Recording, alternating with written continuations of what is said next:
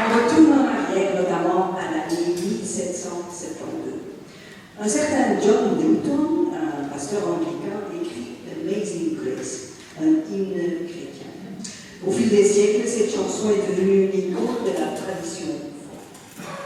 Opmerkelijk is een interpretatie van Elvis Presley en een uitvoering tijdens Woodstock door Arlo Guthrie. En zelfs ex-president Obama heeft er zich aan gewaagd. Depuis 1954, ce morceau est souvent écouté et chanté lors des funérailles. Ce chant choral symbolise l'espoir malgré les malheurs et la force humaine qui se développe plutôt que de dépendre de forces extérieures. Plus proche, chez nous, la mélodie de Amazing Grace a été adoptée pour l'un des chants les plus emblématiques du carnaval de Dunkerque, l'hymne à Compiègne. Aussi, les clubs sportifs locaux en ont fait leur hymne, le club de basket et le club de handball, notamment.